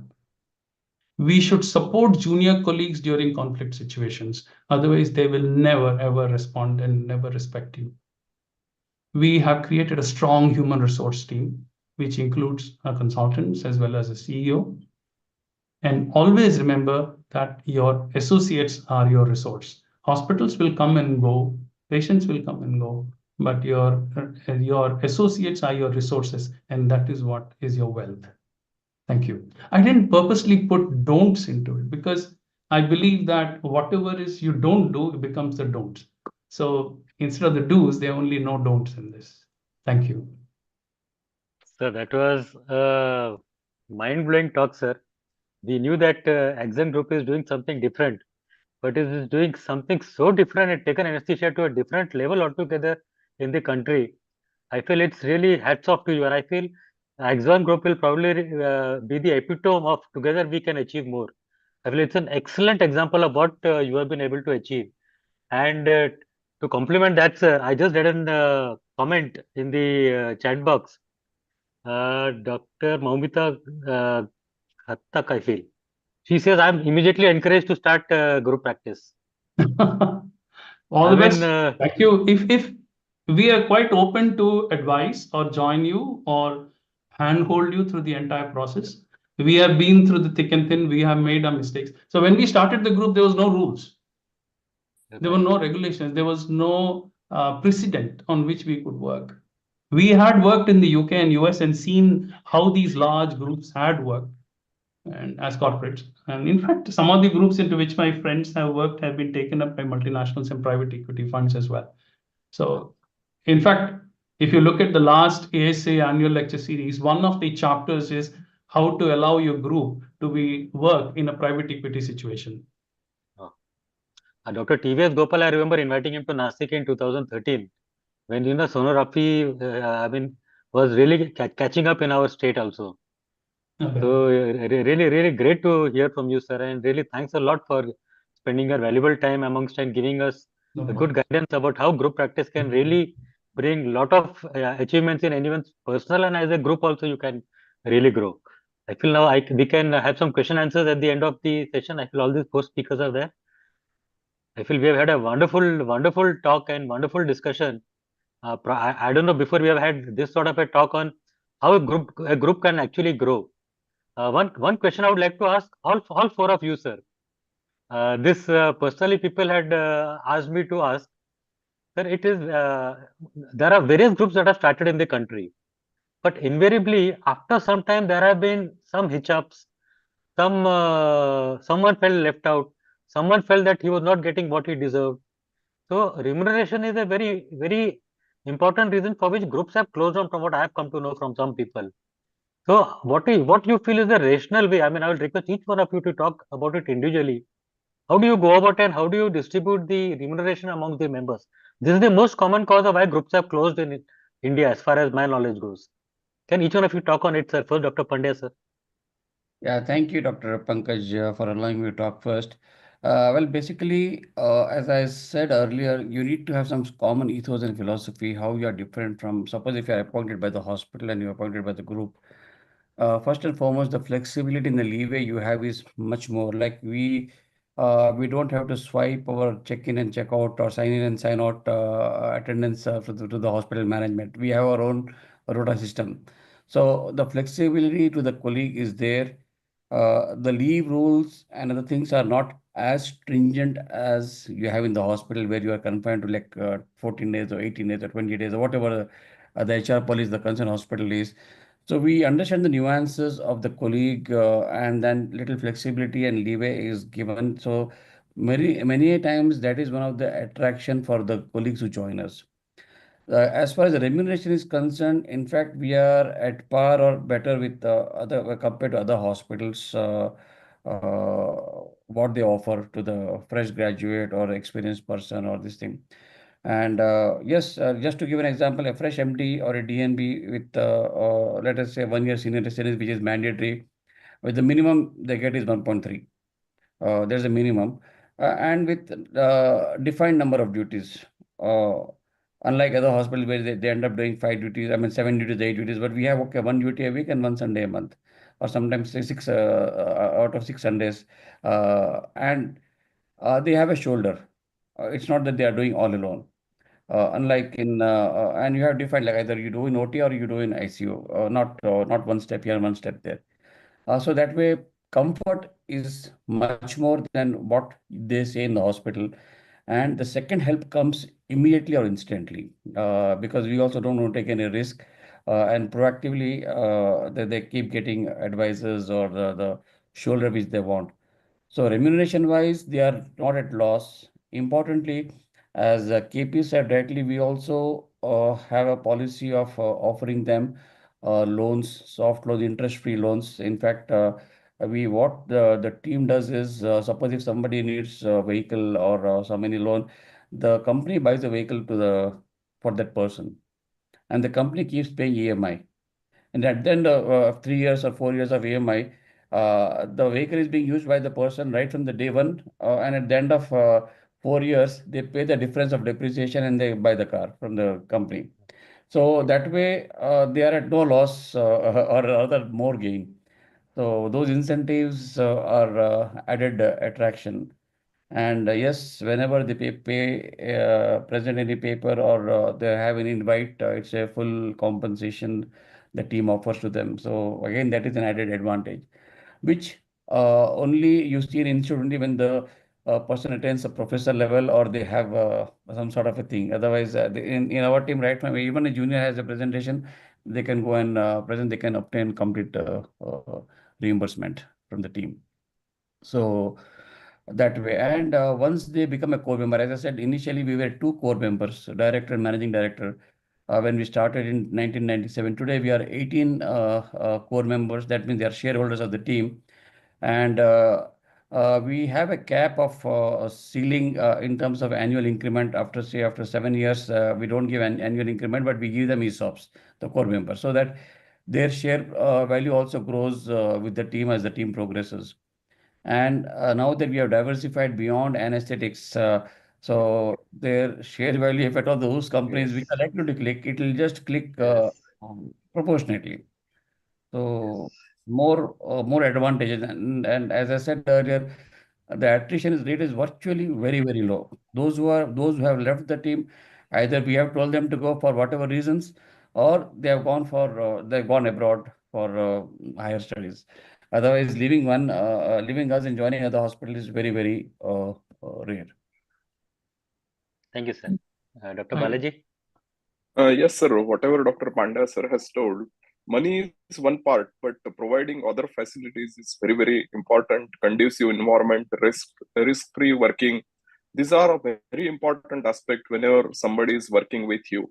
Of course, when you are working in group, because suppose we have people of 30 people working in group and everyone is allowed to take around 25 leaves, means 750 days, there will be 2 people, 750 days in year, there will be leaves. So means at any point of time, 2 people will be on leave in your group. So we have to keep more person to complete this work. So naturally, actually, whatever work that person is doing, he might get 10 to 20% less remuneration. But the other facilities, other security, and whatever group is providing, probably that attract the people and good environment in the group, and probably that keeps them retaining. And in our group also, there is a chance that everyone can become a senior most person, and he can involve in further growing the group or further directing the group. And this way, I think we run the group. But do you collect the money at one stage, or do you give them monthly checks, or how do you do it, or do you collect it from the hospital directly? No, hospital will pay to a Ozone anesthesia team, and Right. then we redistribute them. And there is, due to this policy, this new company also, Ozone company, we get a 10% deduction while getting the money.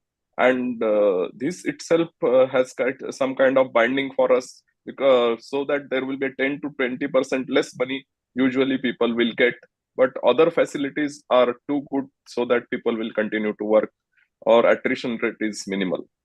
And because of that, you can have your own auditorium and probably even use it commercially, Yes, as you yes, rightly sir. mentioned. Yes, That's yes. another alternate source of income, which I feel Dr. Virendra also will be happy to know that he can do this also as anesthesiologist. Yes. Other advantage is skill enhancements, because we have the Yeah. armamentarium, like as I said, from endoscopy to ECMO, end-to-end care. Yeah.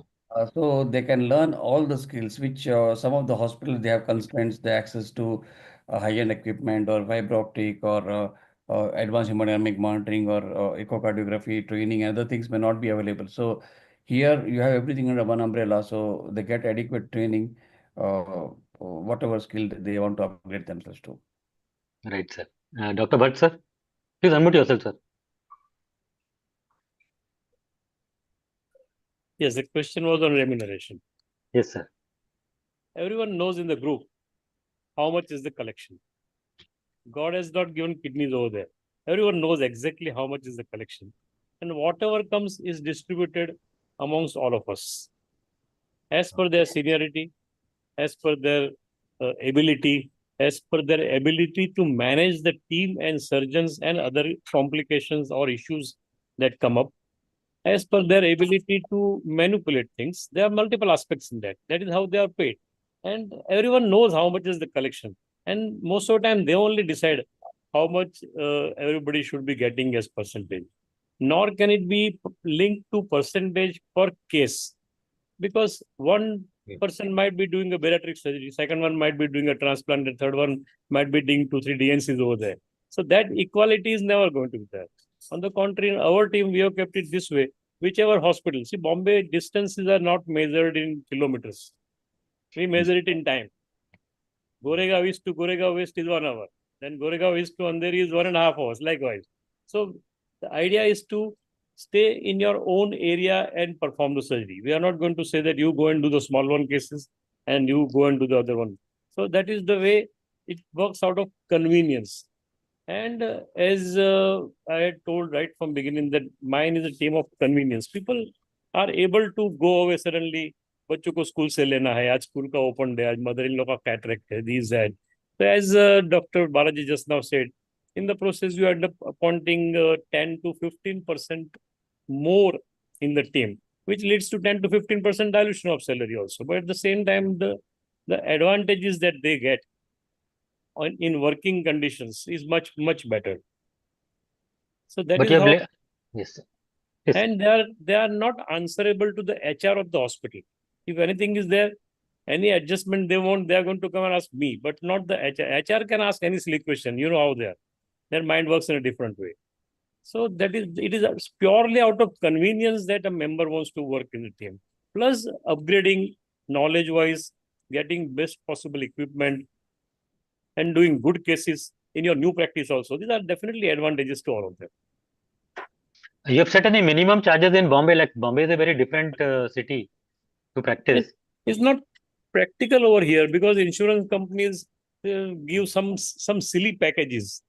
50,000 rupees for a lap hysterectomy. In that 50,000 rupees, what you are going to give to the anesthetist and what you are going to give it to the surgeon and the hospital and the referring people and all those things.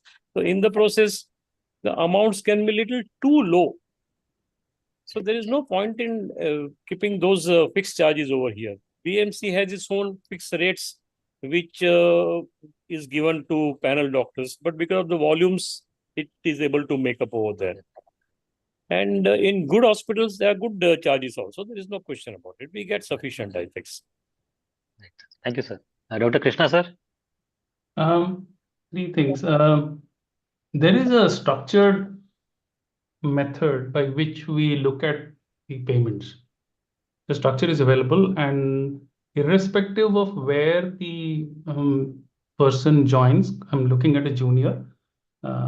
Virtually in Telangana, one has to have at least 1 year of senior residency post MD before you can come out and work to get a registration. So we try to match whatever is paid everywhere. Now, payment, if you are an individual person going around and practicing, there's always the possibility of earning more. No doubt about it. The group practice may not possibly match what one person is earning. But what it definitely gives you is A, peace of mind, and B, that when you go for a family holiday or a wedding and you come back, the job is still there for you. And you fall ill, his job is there for you. Now, that is the price one has to pay in order to look into that, because being an individual practitioner, if you go from hospital to hospital, or if you are sitting in a hospital and taking up all the cases and doing them yourself, most probably you learn much more than that. And no doubt about it. And believe me, it's a full respect to those people, because what we are doing is elitist service. There are a lot of work being done in those small hospitals, and people are surviving and going out. I mean, we talk about privileged services, but there is a lot being done there. And those are the people who have been the strong foot soldiers who have been doing that job. And absolute due respect to them. Nothing second to that. But coming into a group, I could come out early today from work. My theaters are still running. We are doing 2 redo spines today. And I could come out home. I have a 98-year-old mother. I will go and look after her. And I'm able to do all this because this is a group. We had family tragedies and I had to look after people. I could still go back to my cardiac anesthesia, and I'm a burnt out cardiac anesthetist to do various other things. So the advantage of the groups that one works cannot be measured in finances. But what the group definitely does is it provides a structured means of payment to people and an assured amount of raise every year. Whether the hospital gives it or not, the raise is there. And a corpus is maintained to do that. For example, hospitals may not pay in time. So we have actually taken overdraft facility from the bank so that we can pay people on time. The salary should hit their account by the 3rd of every month, period.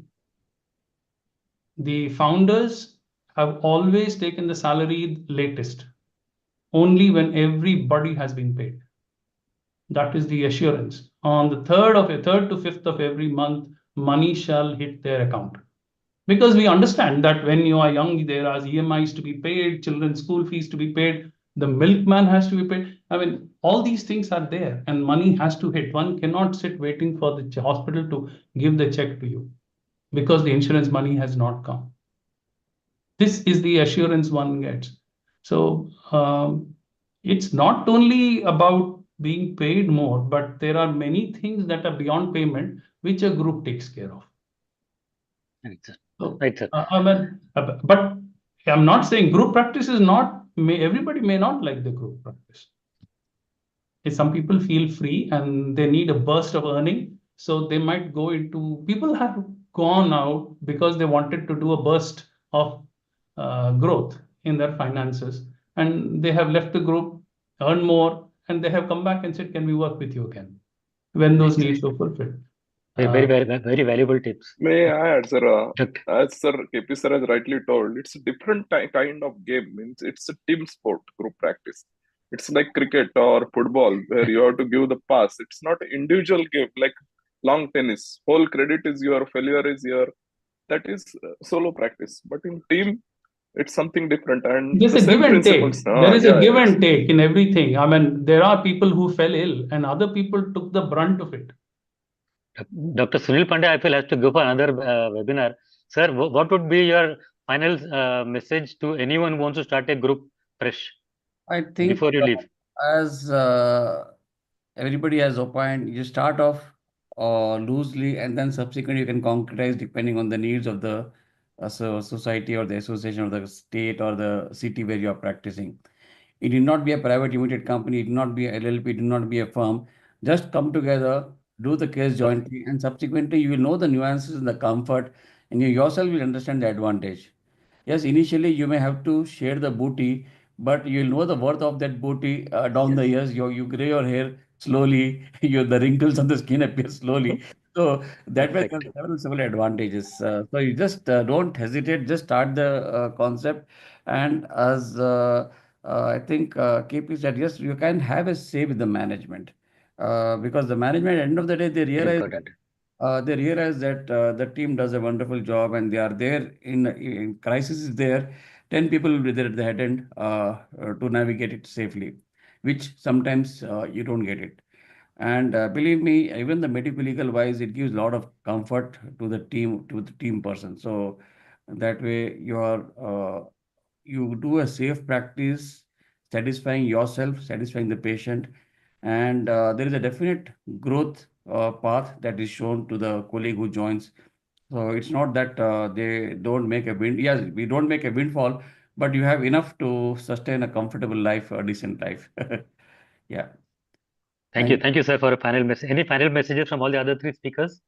Sir, Pandey sir has I to leave. wanted to add one more, as Dr. KP sir has told, there should be a very strong bond between the founder member, and there should be a very strong belief in each one of them about their integrity, about their loyalty towards the group. And secondly, one should be open to criticize in a closed room about whatever he or she is working. Then, and you have to go very slowly. What happens suddenly? Such kind of webinar is heard and people get motivated and start group practice of 4-5 people come together and start, and ultimately after 1 or 2 years the group get dissolved. It's a very slow process. You have to come together, start working on it, keep belief in your colleagues, show integrity. There should not be a slightest doubt about the integrity of members, founder member. Then and then only it will grow over a period of time. Exactly, sir. Dr. Bhatt, sir. Difference of opinion. I was trying to make a team of like-minded people. But then at the end of the day, I was thinking like-minded to BV Nimanti. how you make adjustment amongst all those scenes. That is more important. Everybody has different thinking. Everybody has come up from different medical college, different strata of society. So they all have different way of looking at the same thing. But together, when 3-4 people think it in that way, the growth is definitely much better. Yes, at the end of the day, everything is made up in a different way. We don't argue and all those things, but yes, we do agree with the points if something is definitely better or something has to be explored. There are going to be differences of opinion, whatever we say, and that should be there. It is the best way of progressing, I guess. Yeah. Sir, there is impossible that like-minded people we will get, but we should have a like-minded goals. Yeah, And the we growth. should strive for that Common goals. philosophy and common goals have to be defined. Yeah. And Yeah, if growth whatever is, yes. Yeah. Goals of the group, providing quality anesthesia care, providing Quality anesthesia maintaining care. integrity, and all. Suppose if these goals are clear among them, even if they are not like-minded, they have almost 180 degree of different opinion. But if they are focusing on goal, I think the group will survive. Definitely. Because your progress path is definitely remaining same. I may have to excuse me, I'm just leaving. I have to join. Yes, sir. Thank you, sir. We'll be just winding up in a few minutes. Thank you, sir. Dr. KP, sir, anything? Sorry, it's coming out KP from me also. Anything from you, sir?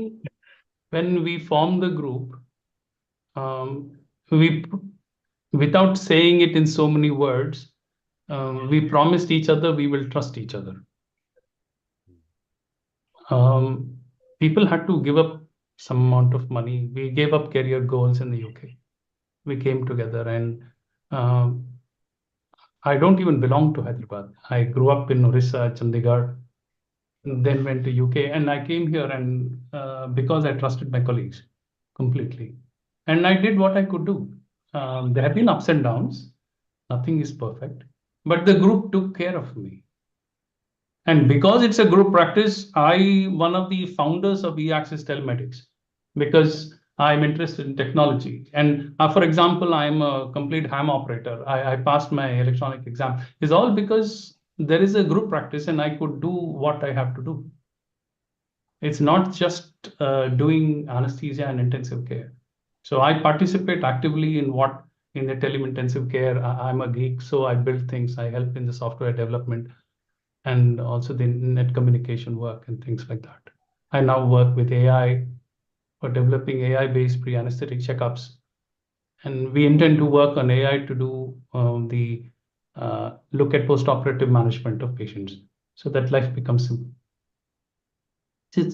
If one wants to do something slightly more different and follow your passions without compromising on your work or your income, the group practice is the way forward. Somebody might like to pick up music and go and play, for example.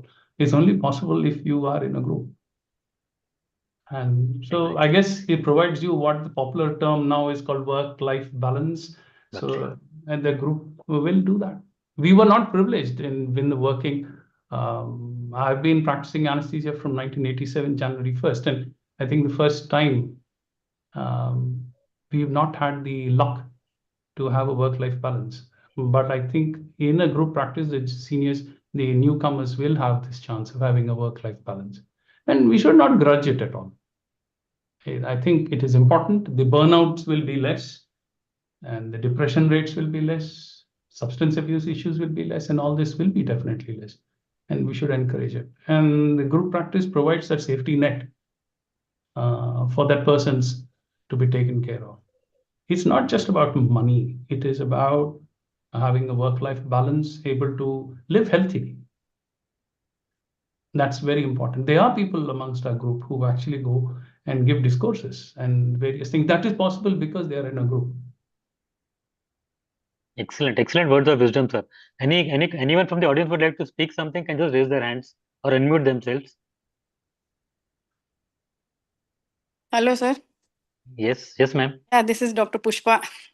Hello, ma'am. It was really excellent presentation, and this about the group means lot of insights. I'm already into a group practice. I have founded the group, and we are also doing good. We have good name for safety practice and everything. But today I came to know more about how we can benefit juniors more. And it was really nice. And work-life balance, what sir was saying, that is absolutely true. Excellent. And even means we are able to enjoy our passion also along with our work. Yeah. Not only looking after family, but and for females in our group, especially when they are maternity leave or pregnancy, flexibility of time in the group, we take care. So they are so happy to work with us. Yeah, exactly. And even night duties also, we don't opt for because they have to take care more of family responsibility. Right. So it is really beneficial to us also and to others also all. Yes. Thank you, sir. Nice. Thank you. Thank you, madam. A small Thank you. thought here. Because we are in a group, I think we can call it power, that we insist on proper duty rooms for people. Yes. You don't give us a duty room, we will not work. Yes. There is adequate security. We see that CCTV cameras are placed before the duty rooms. At least in my hospital, all the duty rooms have personal safety alarms, which they can Yes. carry with them if they're going for a pre-anesthetic checkup to any patient's room. And these are taken care of, and we will not tolerate anybody misbehaving with an anesthetist, be a surgeon or be a patient or a patient's attendant. This is so implicit and, Yes. and very, very important. The problem is that when this, correct me if I'm wrong, that if you are working as a so-called employee of a hospital as an anesthetist, or if somebody misbehaves, the hospital actually tries to put it under the carpet because they don't want their name to become bad. Here you have a group, you have somebody who will stand up for you and say, no, there was an incident in which one of the patient's attendants started videotaping our night duty doctor. Okay. I called up the police. We called in the SHE team, called the police. The hospital administrator was slightly scared to do all that. I said, nothing doing. This has got nothing to do with the hospital. This is a criminal offense. It will not be acceptable. So this you can do only when you're in a group. Yes. Because anyone else? Personal safety is paramount now. You cannot have somebody misbehaving or being belligerent or doing something to just because you're an anesthetist. It's just not acceptable. So only then you can do it. Insist on proper duty hours, proper safe working spaces. You are not going and lying down in a changing room, for example. Proper duty room. Is food available? That's something. That's the way it has to be. Yes. Yes, sir. Dr. Indrani, madam, would you like to speak something? Unmute yourself, madam. Yeah, it was an excellent webinar, and it only showed, if you work as a group, then there is much more safety, more efficiency, better work-life balance, and as Sir said, better bargaining power, and all those, and also, high-risk cases, you actually don't tear yourself up, in all these. So, I mean, it's all the positives are together. And as he also said, that one important thing is to trust each other. So that is probably is the basis of having this group practice. You have to trust each other. So if that works, then definitely this group is always a win-win situation. Excellent webinar. Really enjoyed it. Thank you, madam. And to the extent of, doing such, robotic cases and, double transplants. And I was totally impressed. Totally. And with Dr. Balaji, I have myself seen the Sneh Savli which he runs, and you should be there to witness each and every person inside, just waiting for Dr. Balaji to enter the place, to share everything with them, talk with him, hold his hand. The kind of love and affection is palpable over there, actually palpable. And you should the eyes, Dr. Balaji's eyes, he's all for them, his all is like, like how he has given life for them. I mean, it was so impressive. And I would request everybody to go and have a look at it. It's believing over there. So Definitely. that's what Thank I you. wanted to have. Thank you, madam, for Thank such a you. kind Thank you, word. madam. Pankaj, Yeah, yeah, yeah. actually, I remember the previous webinars we had on group practice. So today, of course, one of the best models of group practice and doing the highest level of work. But just for the benefit of others who are in mid cities or small cities, see, previously we had a small group from Gurgaon who shared their model from Ahmedabad, even in Lucknow. So the message is that it's not necessary that you have or you think that how to make a company or something. But the message is that you see the advantages of joining hands together. Like Dr. Bhatt said that it's not a company something, it is a group of convenience. So I think that word in itself should inspire many people to start working together. I mean, even if 3 or 4 of you join hands, these advantages you can't get. Like even in case of emergency leave or something, insecurity will always persist if you keep on traveling alone. And plus, what I feel the best advantage is if you are in problem. See, it is not that complications will not happen. They are bound to happen if you are giving anesthesia. And if you have some supporting hand, I think it is the best in those circumstances when you are already under stress and there is your colleague coming and joining and helping you out. And that is possible only if you have an understanding. So I feel that with these webinars and of course listening to such great academicians, I mean, I'm really impressed that doing MD from Chandigarh, going to UK and US and coming back to India and starting a group, hats off to you all. Otherwise, nobody leaves such opportunities. But that's a great service. And it should be a motivation to others that for your own convenience and future, join hands. Try to make small groups, not necessarily 50 or 40 or 30. Even if 3-4 of you join hands, I think your life will change. That running around from what Dr. Bhatt was saying, we all have experienced that.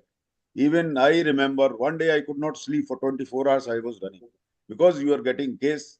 The other day you may not get even 2. So that was a time. But that kind of a practice is very difficult to sustain for long. So for your own comfort, and definitely money is one criteria. It is not the whole soul criteria. Your comfort, your life balance and everything.